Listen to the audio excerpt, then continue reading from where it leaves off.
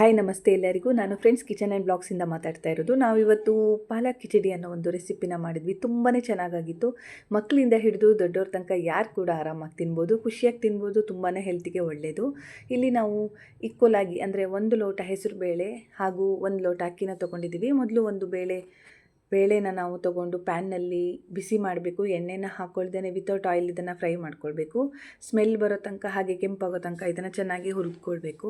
ನೀವು ಕೂಡ ಒಮ್ಮೆ ಟ್ರೈ ಮಾಡಿ, ತುಂಬಾ ಚೆನ್ನಾಗಾಗುತ್ತೆ. ಹೇಗಿತ್ತು ಅನ್ನೋದನ್ನು ನಮ್ಮ ಜೊತೆ ಶೇರ್ ಮಾಡಿ. ಹಾಗೆ ನಮ್ಮ ಚಾನಲ್ನ ಸಬ್ಸ್ಕ್ರೈಬ್ ಮಾಡಿ, ವೀಡಿಯೋಸ್ನ ಲೈಕ್ ಮಾಡಿ ಮತ್ತು ಫ್ರೆಂಡ್ಸ್ ಮತ್ತು ಫ್ಯಾಮಿಲಿಗೆ ಶೇರ್ ಮಾಡಿ.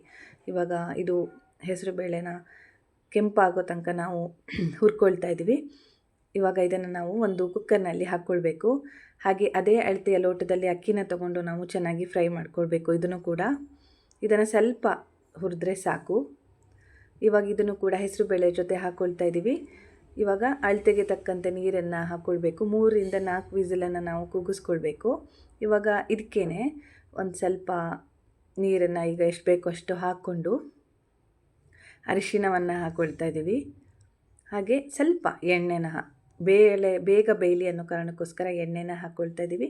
ಇವಾಗ ಕುಕ್ಕರ್ ಲಿಡ್ಡನ್ನು ಮುಚ್ಚಿಬಿಟ್ಟು ವಿಸಲನ್ನು ಕೂಗಿಸ್ಕೊಳ್ಬೇಕು. ಇವಾಗ ಪಾಲಕ್ ಸೊಪ್ಪನ್ನು ತಗೊಂಡು ಅದನ್ನು ಚೆನ್ನಾಗಿ ತೊಳೆದು ಇಟ್ಕೊಂಡಿದ್ದೀವಿ. ಒಂದು 3ರಿಂದ 4 ಸಲ ಚೆನ್ನಾಗಿ ತೊಳ್ಕೊಂಡು ಒಂದು ಪಾತ್ರೆನ ಬಿಸಿ ಮಾಡಿ, ಅದು ಬಿಸಿಯಾದ ನಂತರ ನೀರನ್ನು ಹಾಕಿ ಈ ಪಾಲಕ್ ಸೊಪ್ಪನ್ನು ನಾವು ಹಾಕಿ ಅದು ಸ್ಮೆಲ್ ಹೋಗೋ ತನಕ ಅದನ್ನು ಚೆನ್ನಾಗಿ ಬೇಯಿಸ್ಕೊಳ್ಬೇಕು. ಪಾಲಕ್ ಸೊಪ್ಪಿನ ತಂಬಳಿ ಕೂಡ ಮಾಡ್ತೀವಿ, ಅದೇ ಥರ ಇವಾಗ ಕಿಚಡಿನ ಮಾಡ್ತಾಯಿದ್ದೀವಿ. ನೀವು ಕೂಡ ಖಂಡಿತ ಒಮ್ಮೆ ಟ್ರೈ ಮಾಡಿ. ಇದು ಸ್ವಲ್ಪ ಹೊತ್ತೆ ಬಂದರೆ ಸಾಕು. ಇದು ಇವಾಗ ಬೆಂದಿದೆ. ಇದನ್ನು ನಾವು ಒಂದು ಪಾತ್ರೆಯಲ್ಲಿ ಬಸಿ ಹಾಕ್ಕೊಳ್ಬೇಕು, ಅಂದರೆ ನೀರನ್ನು ತೆಕ್ಕೊಳ್ಬೇಕು. ಇವಾಗ ಒಂದು ಪಾತ್ರೆನ ಬಿಸಿ ಮಾಡಿ, ಬಿಸಿಯಾದ ನಂತರ ತುಪ್ಪನ ಹಾಕಿ, ತುಪ್ಪ ಕರಗಿದ ಮೇಲೆ ಜೀರಿಗೆನ ಹಾಕ್ಕೊಳ್ತಾ ಇದ್ದೀವಿ. ನಂತರ ಇದಕ್ಕೆ ಗೋಡಂಬಿ ಚೂರುಗಳನ್ನು ಹಾಕ್ಕೊಂಡು ಫ್ರೈ ಮಾಡಬೇಕು ಚೆನ್ನಾಗಿ.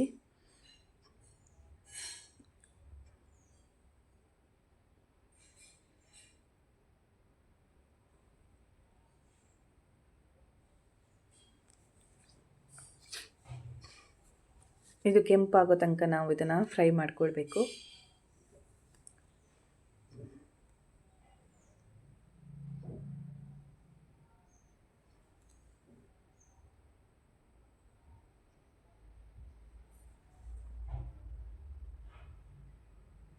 ತುಪ್ಪದಲ್ಲಿ ಗೋಡಂಬಿನ ಹುರಿಯೋದ್ರಿಂದ ಫ್ಲೇವರ್ ತುಂಬಾ ಚೆನ್ನಾಗಿ ಬರುತ್ತೆ.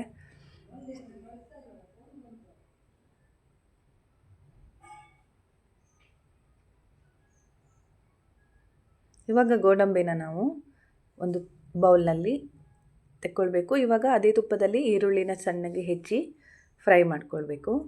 ಕೆಂಪಾಗೋ ತನಕ ಇದನ್ನು ಫ್ರೈ ಮಾಡಬೇಕು. ಇವಾಗ ಒಂದು ಮಿಕ್ಸಿ ಜಾರ್ಗೆ ಪಾಲಕ್ ಸೊಪ್ಪನ್ನು ಬೇಯಿಸಿಟ್ಕೊಂಡಿರ್ತೀವಲ್ಲ ಅದನ್ನು ಹಾಕ್ಕೊಂಡು ನಾವು ಅದನ್ನು ನುಣ್ಣಗೆ ಪೇಸ್ಟ್ ಥರ ಮಾಡ್ಕೊಳ್ಬೇಕು. ಇವಾಗ ಈರುಳ್ಳಿ ಫ್ರೈ ಆದ ನಂತರ ಟೊಮೆಟೊನ ಹಾಕಿ ಅದನ್ನು ಕೂಡ ಮೆತ್ತಗಾಗೋ ತನಕ ನಾವು ಚೆನ್ನಾಗಿ ಫ್ರೈ ಮಾಡ್ಕೊಳ್ಬೇಕು.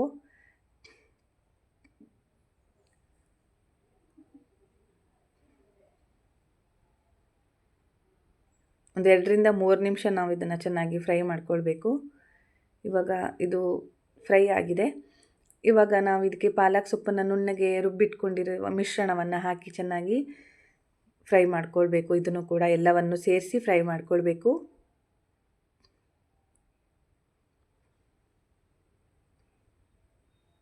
ಈಗ ಇದಕ್ಕೆ ನಾವು ಉಪ್ಪನ್ನು ಸೇರಿಸ್ಕೊಳ್ಬೇಕು. ನಿಮ್ಮ ರುಚಿಗೆ ತಕ್ಕಷ್ಟು ಉಪ್ಪನ್ನು ಹಾಕ್ಕೊಂಡು ಸ್ವಲ್ಪ ಖಾರದ ಪುಡಿ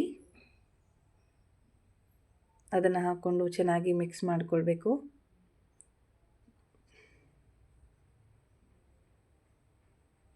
ಇವಾಗ ಎಲ್ಲ ಮಿಕ್ಸ್ ಆಗಿದೆ. ಇವಾಗ ಗರಂ ಮಸಾಲನ ಸ್ವಲ್ಪ ಸೇರಿಸ್ಕೊಳ್ಬೇಕು.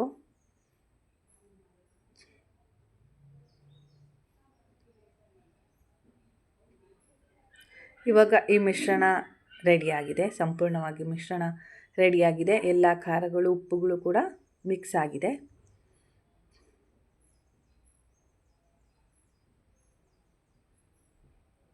ಇವಾಗ ನಾವು ಬೇಳೆ ಏನು ಬೆಂದಿರುತ್ತಲ್ಲ, ಬೇಳೆ ಮತ್ತು ಅಕ್ಕಿ ಅದಕ್ಕೆ ಈ ಮಿಶ್ರಣವನ್ನು ಫ್ರೈ ಮಾಡಿರೋ ಮಿಶ್ರಣವನ್ನು ಹಾಕಿದ್ರೆ ಪಾಲಕ್ ಸೊಪ್ಪಿನ ಕಿಚಡಿ ರೆಡಿ.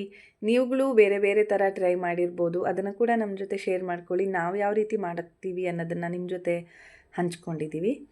ನಿಮಗಿಷ್ಟ ಆದರೆ ಖಂಡಿತ ಒಮ್ಮೆ ಟ್ರೈ ಮಾಡಿ ಹೇಗಿತ್ತು ಅನ್ನೋದನ್ನು ನಮ್ಮ ಜೊತೆ ಹಂಚ್ಕೊಳ್ಳಿ.